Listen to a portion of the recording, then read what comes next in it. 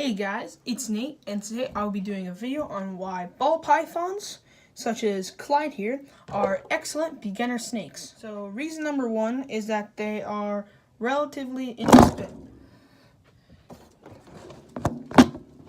They're relatively inexpensive. Okay, can this lighting? There we go. That's the heat lamp from the cage. Hold on. We'll take it.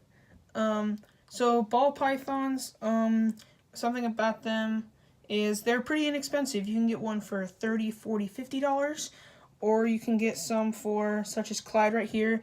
He was a little more expensive because he's a special morph, he's a special breed. He was about $150. You can get some for a lot more on the market, but as a beginner snake, you're probably not going to get a few $100.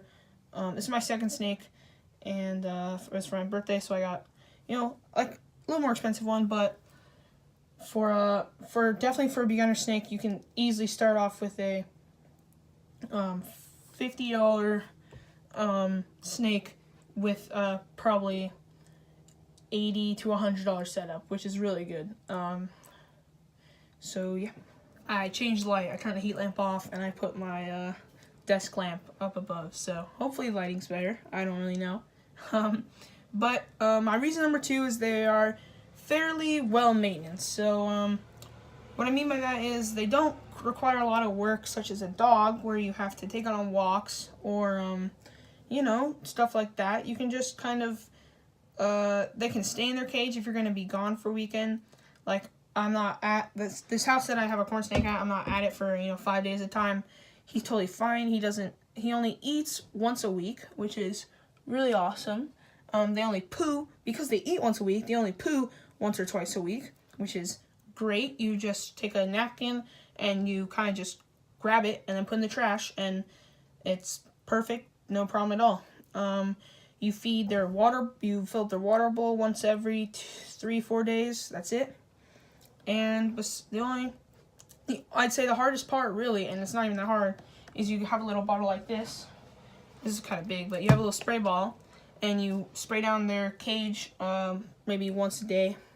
And then, so if your parents need to do that, that's fine. So their humidity stays at about 60%. As you can see here, I have a little thermometer, like a gauge right there, that but tells me the temperature and the humidity. So reason number three is they're completely odorless. I know this sounds not a huge one, but if you're going to keep something in your room the whole time, you want your room smelling like poo or smelling like a just smell bad. So the animal itself, the snake, no odor at all. Here, look, and smell that. I want you guys to smell your phone. Smell anything? Probably wash your hands if you smell anything. Good one, Nate. So they really don't smell like anything. Because they poo once a week, their cage isn't going to smell if you're picking up their poo when they do go to the bathroom. Their flooring, their bedding, their Reptibark, and the coconut fiber. That's what I have. I have a layer of coconut fiber and a layer of Reptibark. That's what I use. It smells like very good. It smells like kind of redwood, kind of like just nature, like you're out in the woods, which personally I like the smell of. So that's it's really good, and so shouldn't be any problem for odor or smell. So as I kind of mentioned earlier, there are some breeds that are much more expensive that you can get if you're gonna really want it and you're not gonna get rid of it and you're gonna have it for a long time. So one good thing about them is they're tons of variety. So there's about 3,000 different morphs and breeds of ball pythons. The breeders just go absolutely crazy breeding these things. Create some insane patterns, some insane colors, black, whites, yellows, even some oranges, not really reds, purples. It's crazy. The patterns, absolutely crazy. You can get ones with stripes. There are a few with smiley faces on them. I mean, it's nuts. So the variety, no matter what type of if you don't like this one, like I thought this one was really cool, but if you don't like a snake like this, there are a ton of other options for you and that you can figure out. Keep in mind the only downside of that is the more unique and insane the colors get and more abstract the colors and patterns get, the more expensive, or it varies, but the more expensive they might get. So just keep that in mind. So the fifth reason is they're very easy to hold, such as maybe a lizard or a corn snake. There are certain snakes, I'd say corn snakes, rat snakes, house snakes, other and very much those three are also pretty common snakes that you can buy that are on the market that are common.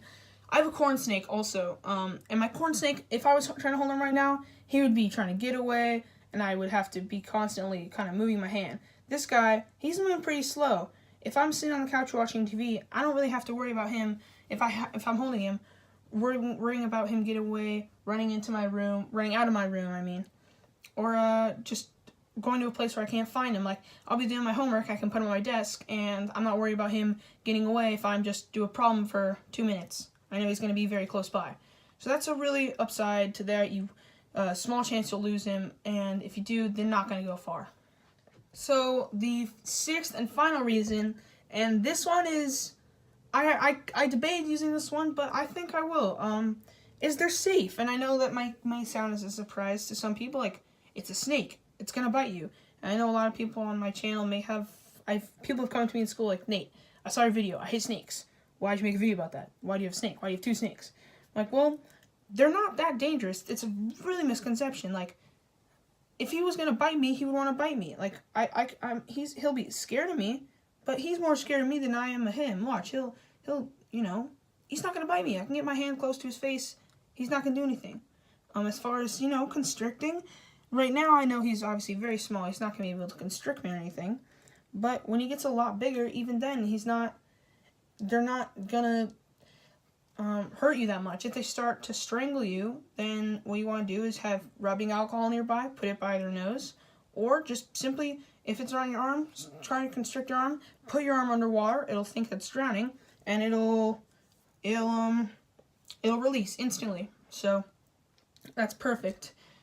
As far as them biting, they're not venomous. They don't have fangs. You're going to get a little red mark as if maybe you fell on a gravel field and you scraped your arm. Barely. Like, not even a scrape. It's not going to bleed or anything. It's just going to get a little mark. Not anything to be worried about. Just if you have a really big ball python, yeah, sure, if you're putting it around your neck, maybe takes caution. Make sure you're not just kind of spacing out, letting it strangle you. But, yeah, I mean, they're not that dangerous, and there's not a big problem, which is a big misconception. So,